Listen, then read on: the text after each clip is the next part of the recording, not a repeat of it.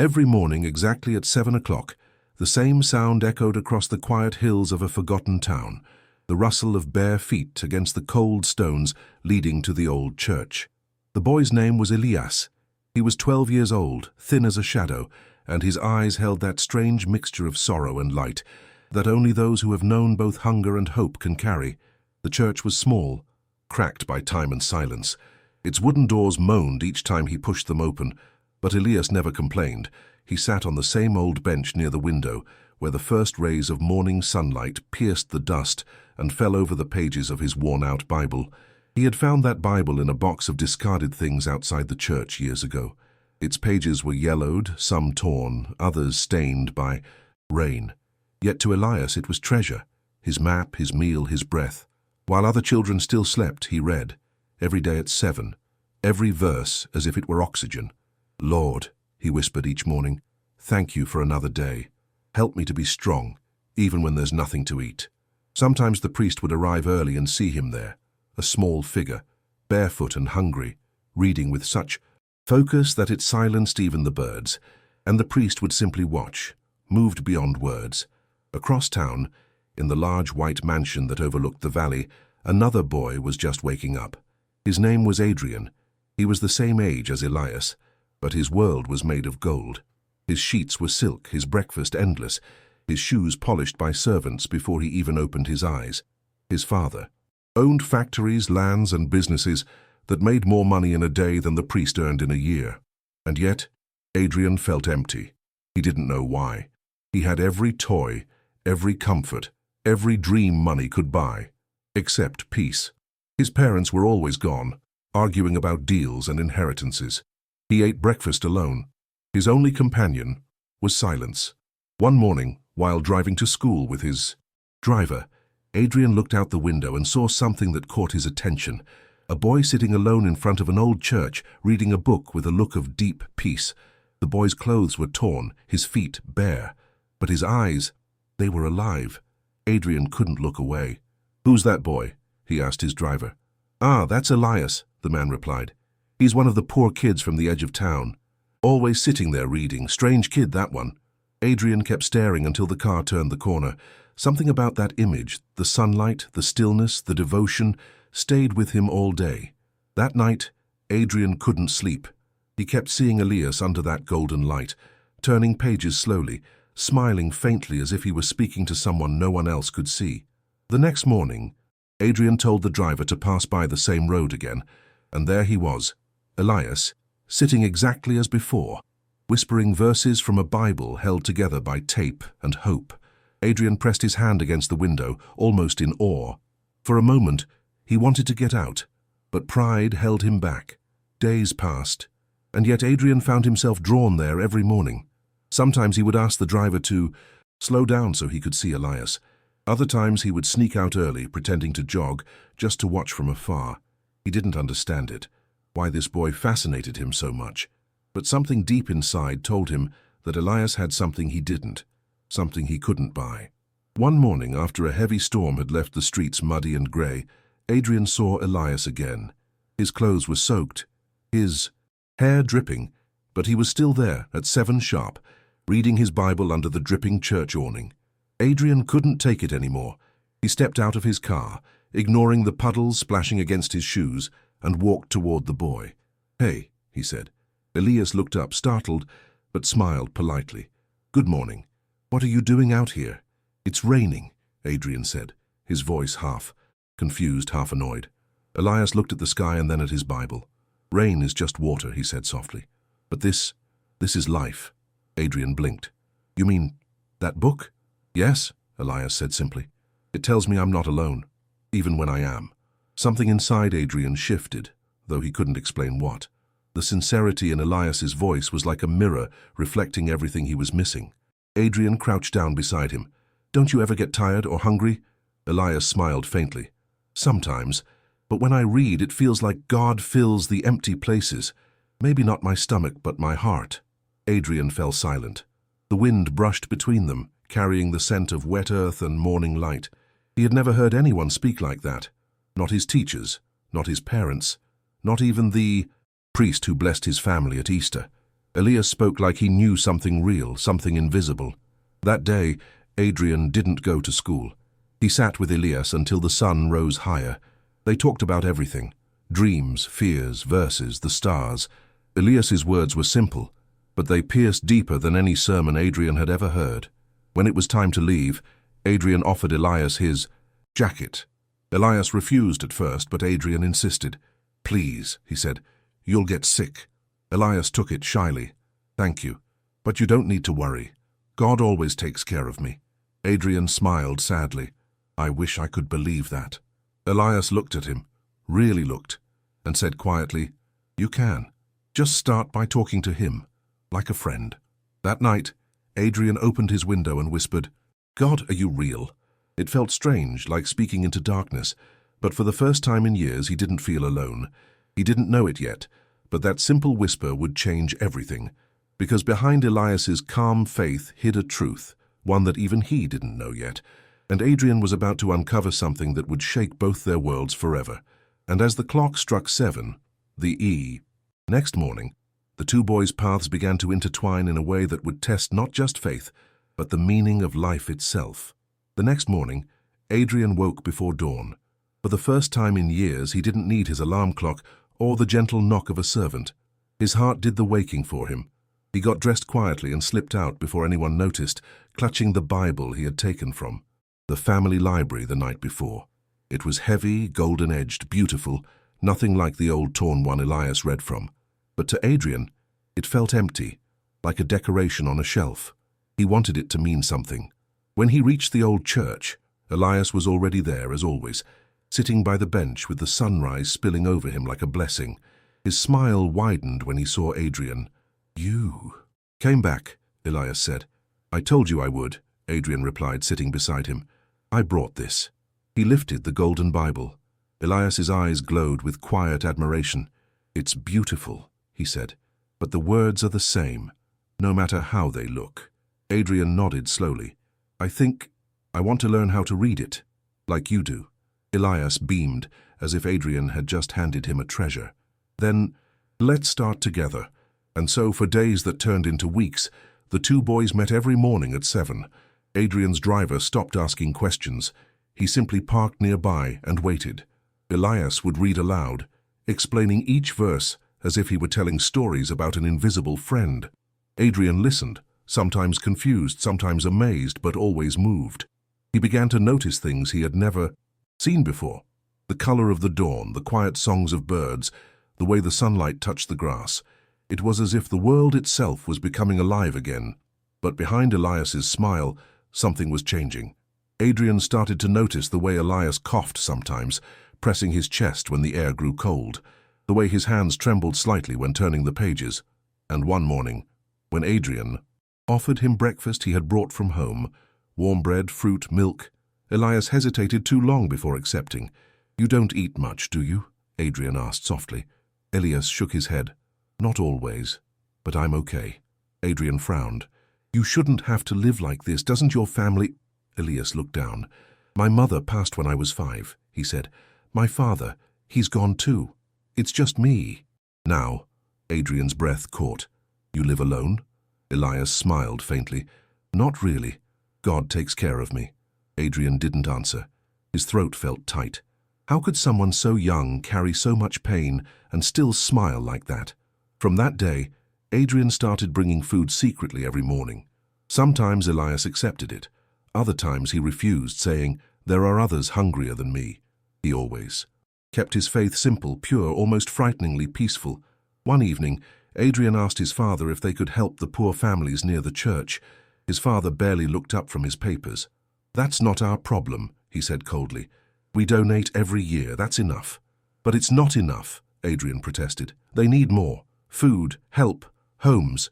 "Enough, Adrian," his father snapped. "You're too young to understand business or charity. The world isn't fair, accept it." Adrian left the room, his heart burning. That night he couldn't sleep. He thought of Elias sitting in the rain, still smiling, still praying. How could someone with nothing be so rich in spirit while he, with everything, felt so poor? The next morning when Adrian arrived at the church, Elias wasn't there. He waited. Minutes turned to hours. The bench was empty. The Bible was gone. Adrian's chest tightened with panic. He ran to the priest's house and knocked. "Father, where's Elias?" he gasped. The old priest looked at him sadly. "He's not well, son. He fainted last night near the river. Some villagers brought him to the shelter. He's resting now." Adrian rushed there immediately. When he saw Elias lying on the old wooden cot, pale and weak, something inside him broke. Elias's Bible rested on his chest, his fingers still curled around it. "Hey," Adrian whispered, sitting beside him. "You scared me." Elias opened his eyes slowly and smiled. "Sorry, I didn't mean to. Guess I just got tired." "Tired of what?" "Of pretending I'm not sick," Elias said softly. "The doctor says my lungs are weak. It's been that way for a while." Adrian froze. "How long have you known?" Elias looked toward the window. "Since before you met me. I didn't want anyone to worry. I just wanted to keep reading, talking to God, feeling alive." Tears filled Adrian's eyes. "Why didn't you tell me?" "Because you already carry enough," Elias said gently. "And because this," he pointed to his Bible, "this is what keeps me breathing. As long as I can read, I'm okay." Adrian held his hand.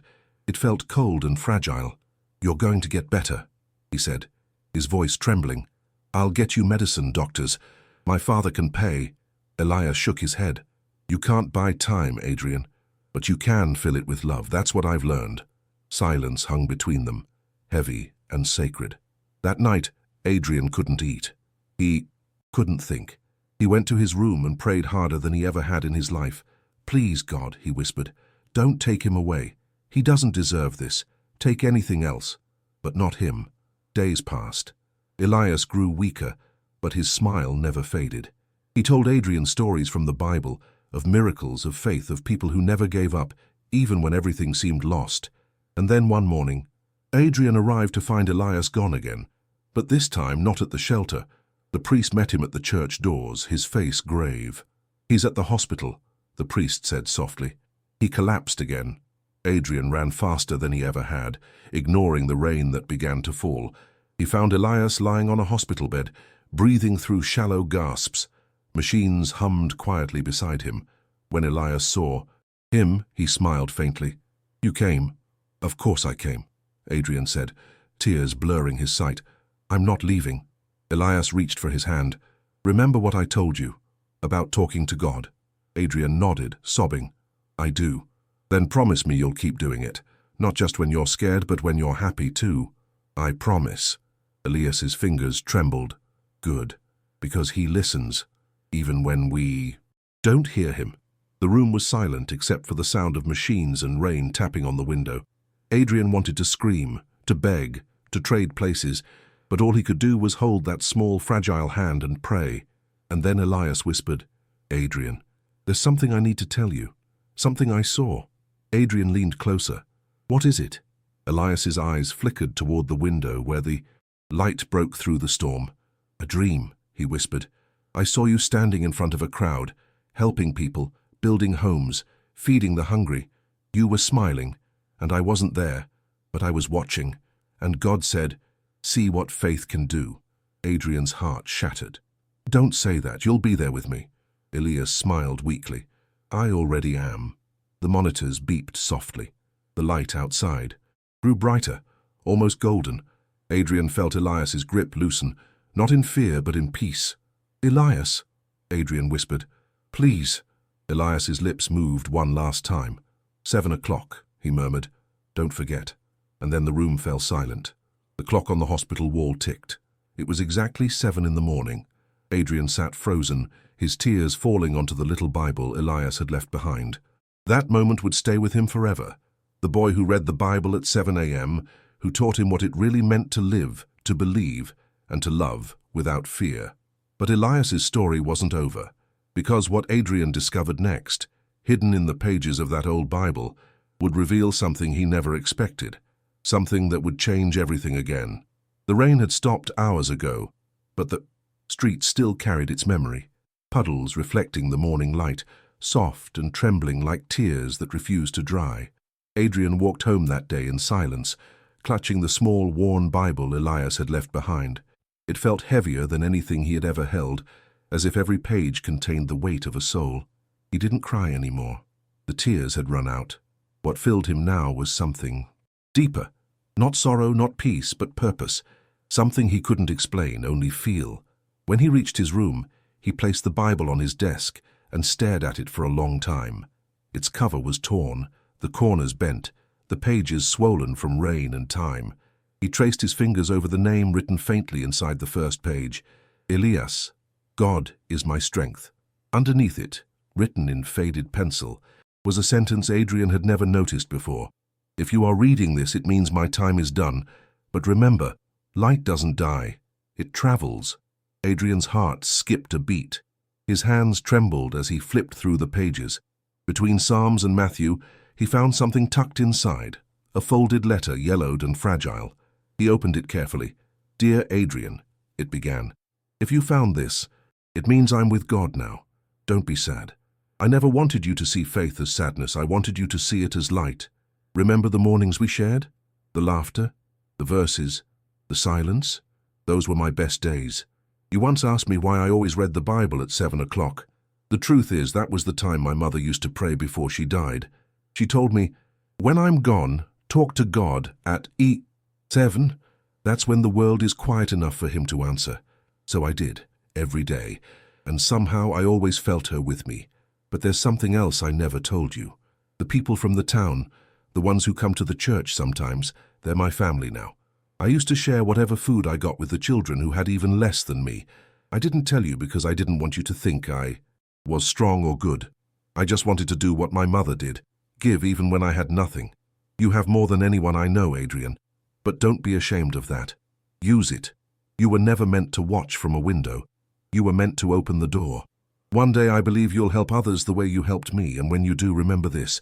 God isn't found in gold or comfort. He's found in how much you love people who can't give you anything back. Thank you for being my friend. You gave me joy when I had pain. You gave me laughter when I had silence.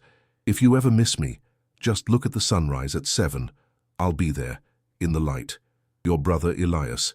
Adrian stared at the letter for a long time before his tears fell again, not of grief, but of gratitude. That night, he walked out of his house, past the gates of his family mansion, past the city lights until he reached the old church. The bench was still there.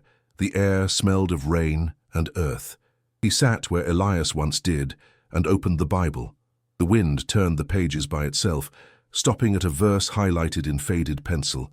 Let your light so shine before men that they may see your good works and glorify your Father in heaven. Adrian smiled through his tears. I understand now, he whispered. From that day, everything changed. Adrian stopped living behind walls.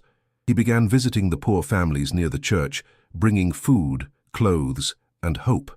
He convinced his father to open a foundation, at first reluctantly but soon with pride, called the Dawn House, a place for children without homes or families. It stood near the old church where sunlight always seemed to fall brightest. At the entrance, carved into the stone, were the words, 7 o'clock, the hour of light. Years passed. The mansion no longer felt cold. Adrian grew older, wiser, his heart guided by the same quiet faith Elias had shown him. Every morning, no matter where he was in the world, he stopped at 7 o'clock to pray.